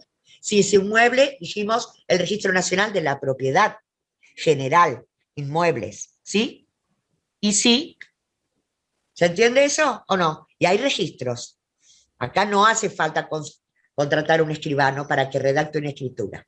En el caso de un inmueble sí, porque tienen que estar determinadas todas las estipulaciones. ¿De dónde viene? De acá. Sigamos leyendo. Desaparece entonces todos los rituales. Eso que dice ahí, injure cessio emancipatio, la validez de los actos, ¿qué la daba? La injure cessio, esto, como contamos antes. Los rituales. Y la emancipatio, ¿qué rituales? Balanza, aes rudes, ¿sí? La libra y la balanza. La libra o balanza y el aes rudes. Ahora ya no. Bajamos. Dave, por favor. Los rituales no son los que dan validez al acto, sino que por influencia de, por ejemplo, el derecho egipcio, aparecen las escrituras de Gesta. Las escrituras de Gesta son el antecedente de nuestras escrituras actuales. Ahora, para terminar, vamos a poner, si no hay más preguntas, el último cuadrito, que es el de la página 314, y la pregunta conflictiva del TP. Dale. Ahí está. Ahí va. ¿Alguien lo quiere leer a esto en voz alta, a ver si hay dudas, como para cerrar la clase o preguntar? Esto es lo mismo Yo que... lo veo más abajo, lo de enfiteusis. ¿Sí? Ah, no, No. ahí está. Listo, listo. Desde arriba vamos. En este cuadro, que es el número 314, está todo lo que contamos resumido. 1. Las diferencias entre res mancipi y lex mancipi dejan de tener sentido. ¿Por qué? Porque Roma no es la misma. ¿Sí? Ahora la cuestión es muebles e inmuebles. Y dentro de esto, los muebles, ¿cómo se transmiten? Como dijimos recién. ¿Cómo se transmite la propiedad o se adquiere? Si es mueble, por traditio real. In manu. Voy y compro un paquete de galletitas. A ver qué tengo yo acá para mostrar. Bueno, mejor no. Mejor no les muestro. Bueno, después, inmuebles, ¿cómo se transmite? Traditio ficta. ¿Por qué ficta? Ficticia. Una escritura de gesta o escritura pública, diríamos hoy. Si esto de prescripción largo tiempo o corto tiempo, quiere decir que en aquellos casos donde no haya escritura, se puede adquirir la propiedad o dar publicidad al acto, pero mediante el transcurso del tiempo y no mediante un acto jurídico. Este punto B es importante, todas las diferencias entre los fondos itálicos y provinciales se suprimen y todo el mundo paga tributos como ahora. Limitaciones al derecho de propiedad absoluto, esto es muy importante, y aparecen las expropiaciones por causa de utilidad pública mediante pago de indemnización. ¿Existe esto en nuestro derecho o no? Sí, estaría receptado en el artículo 17 de la Constitución. Muy bien, Bauti. O sea que el derecho nuestro de propiedad es una propiedad privada, pero no absoluta, porque cede ante el bien común, porque el Estado determina en algunas cuestiones, previa indemnización y antes de la indemnización una previa ley que determina la necesidad de expropiar, ¿verdad? ¿Sí? Lo dice nuestro artículo 17 de la Constitución. Y para sorpresa de todos nosotros, cuando nosotros tuvimos Revolución Francesa, hay un mismo artículo, hasta el mismo número tiene. La Declaración de Derechos del Hombre y del Ciudadano ya está el derecho de expropiación. De ahí lo toman quienes elaboran nuestra Constitución. ¿Sí? Otro tema importante es el asunto del patrimonio histórico. ¿Existe eso en la actualidad o no? Que viene ahí, punto 3. ¿Saben lo que es el patrimonio histórico o no? Que hay inmuebles, hoy en día son las municipalidades o los gobiernos municipales los que establecen leyes y controles al respecto. Hay inmuebles que tienen que ser preservados por el valor patrimonial o valor histórico que constituye, sobre todo su fachada. Entonces,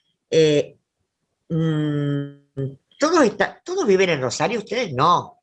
¿Y la Facultad de Derecho no es un monumento histórico? De nuestra Facultad de Derecho es monumento histórico la fachada. Por eso, no sé si ustedes saben, pero el material con que se hizo la fachada, sobre todo, tiene una cuestión que ¿cómo es, Adri? Que se desintegre cada tanto, sí. Hay que ir haciendo refacciones.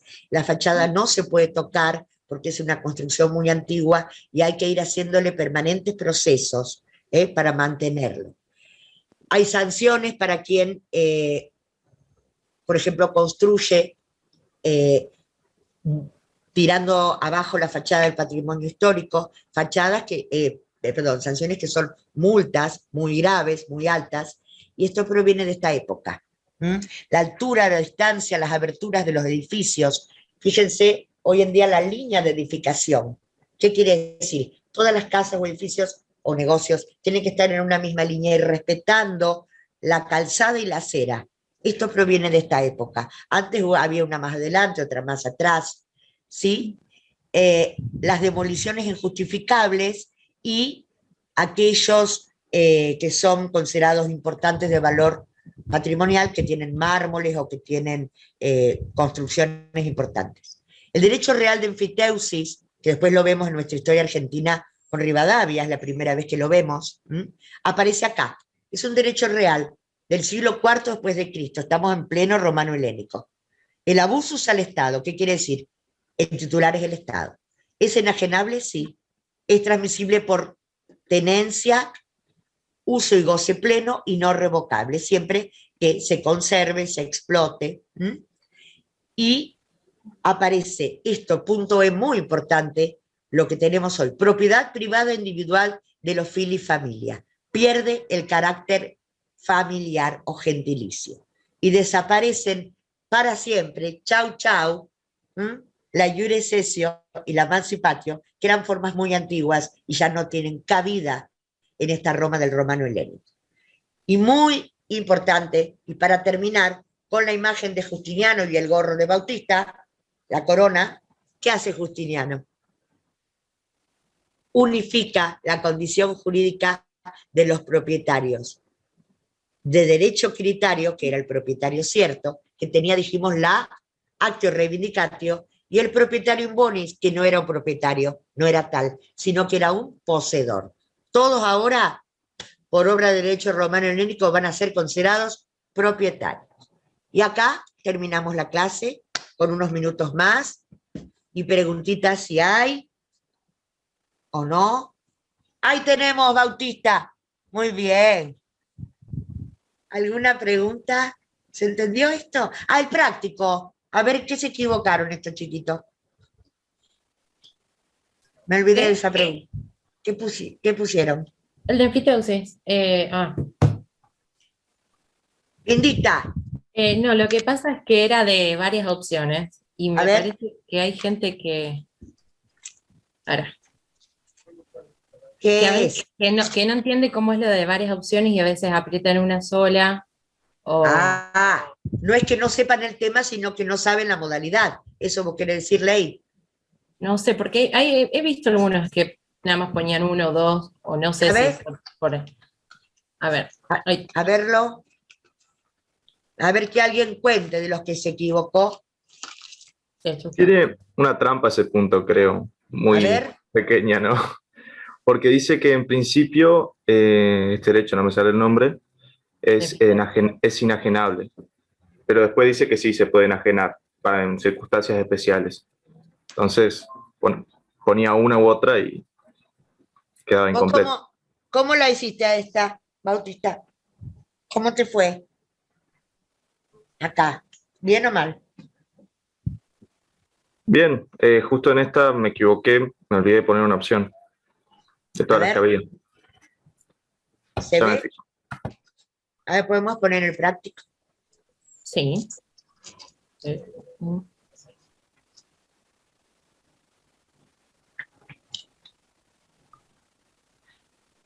Es esto. ¿Es esa? ¿La 16? Ahí está. A ver, ¿nos querés contar vos, Bautista? O alguien más, no sé. Leerla. ¿No querés? ¿Por qué ¿Quiere que te la lo lea? Sí. Perdón. Bueno.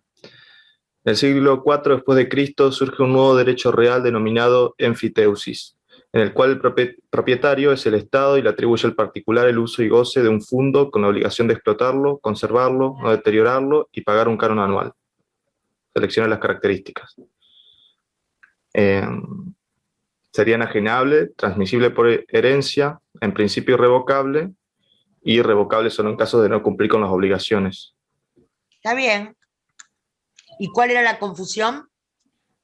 Que hay dos que son concomitantes, dos opciones. En principio irrevocable y irrevocable solo en caso de no cumplir con las obligaciones. Yo solo puse la última y no la de en principio. Está bien, ¿por qué? A ver, en general ustedes piensen que en estos prácticos que nosotros le hacemos no hay ninguna pregunta tramposa o capciosa. No, todo surge del texto, ¿sí? Pero bueno, a ver, ¿y qué sigue abajo? Ya está. Ahí terminó, ¿sí? Y las otras preguntas, a ver. Eran fáciles, eran simples. Juliana, ¿vos qué decís? ¿Cómo te fue con esto?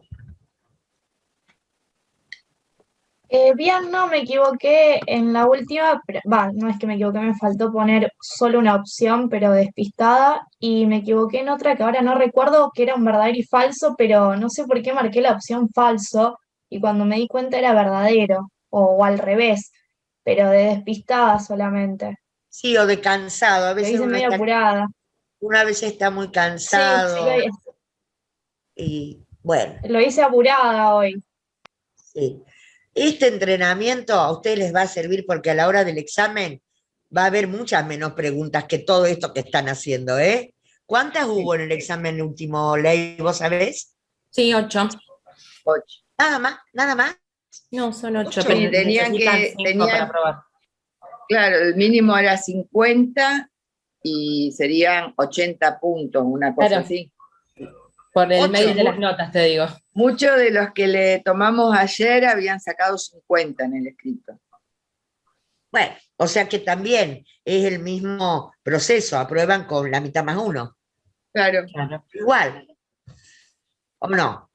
Bueno, ¿qué tal? ¿Alguna preguntita? Juan Pablo, Lara, Alfredo y Marcelo y Valeria y Agostina, los que quedamos, Juliana, ¿alguna duda? Alfredo, yo vi tu carita alguna vez, me parece que no. Yo los tengo ubicados en nombres de tanto pasar notas, pero no hay cara. No hay cara. No, dice. Bueno. No, dice que no. Dijo que no. No, jaja. Bueno, jaja, un día queremos ver la carita. Los vamos a Bueno, conocer en el examen. Sí, lo vamos a conocer en el examen. A ver qué pone la próxima, puedo aprender quizás. Bueno, dale, Alfredo. Siempre bienvenida a las caritas, vamos. Bueno, ¿no hay más preguntitas? ¿No hay dudas?